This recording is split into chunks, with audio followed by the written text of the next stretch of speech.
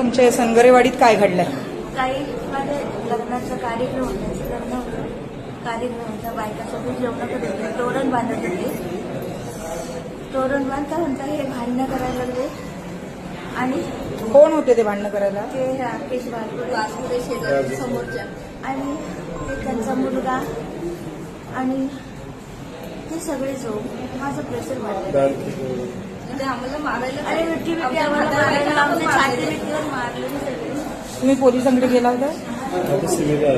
आणि आम्ही मारायला गेले ते मला त्यांनी ओढलं, आपल्या जागेवर ओढलं, गळ्यातलं पण ओढलं, नेऊन सगळं जवळ गेली ना ती माझ्या कानात.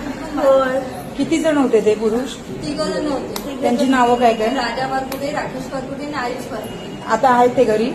असं आहेत घरी. आम्ही निघालो तर होते. कुठलं गाव आहे? कोथवडं.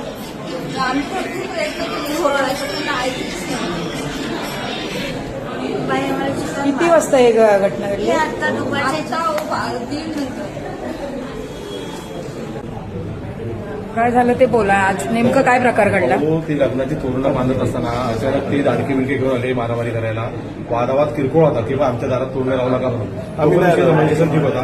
पण ते दानकेच पण मारामारीच्या उद्देशाने झालेले. आमच्या हातात काही नाही, आम्ही तोरणाच्या पिशव्या वगैरे घेऊन होतो. बेस्थिती त्यांनी मारलं नाही. तुमच्या शेजारी राहतात? शेजारी एकदम. आणि गेले 1.5 वर्ष आम्हाला ते त्रास देत आहे. पाकाडीच्या छोट्या विषयावरनं भांडणं झालंय. मग ते करतात काय? कामाधंद्याला की घरीच? त्याचं गॅरेज स्वतःचं. बायकांना आम्ही घरात नसताना बायकांना शिवीगाळ करणे अशा नको ते म्हणजे अब्रू उत्पन्न होऊन अशी शिवीगाळ करतात प्रत्येक वेळेला. या संदर्भात मी पोलिसांकडे गेला होता?